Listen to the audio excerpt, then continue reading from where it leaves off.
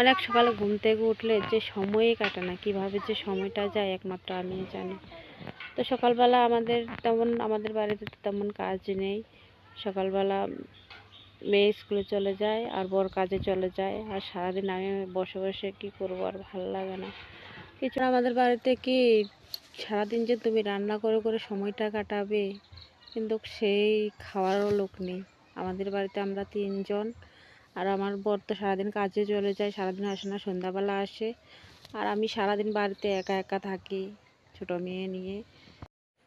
আগে যখন ওই বাড়িতে থাকতাম তখন কীভাবে যে সময়টা কেটে যেত তাও বুঝতে পারতাম না, কারণ ওই বাড়িতে আমরা দুই জাল ছিলাম। আর এখন তো এখানে চলে আসলাম। কথা কি, আমি রান্না করলেও একা একা খেতে ইচ্ছা করে না। কাল সকালবেলা রান্না করলাম, তারপর দিদি ফোন করলো তোদের বাড়ি আসছি। আমি খেলাম না, আর ওর জন্য বসে থাকলাম। তারপরে ও আসলো, তারপর আর আমি আমার বরের কাছে তো একটু পরে পরে আমি ফোন করি।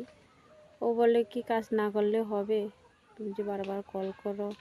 কারণ আমার বাড়িতে একটা একা একা ভালোই লাগে না, তার জন্য আমি বারবার ওর সাথে কল করি যে কখন আসবে তুমি।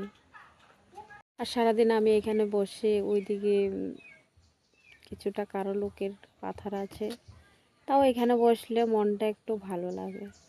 সত্যি তোমরা হয়তো বিশ্বাস করবে না, দেখলে তোমরা বুঝতে পারবে। তো এই যে দেখতে পাচ্ছ, এই যে পাথরটা। আর আমার বর আমার ছোট মেয়ের জন্য সামনে দোলনা করছে, আর আমার জন্য আমার বড় মেয়ের জন্য এখানে দোলনা করে দিচ্ছে।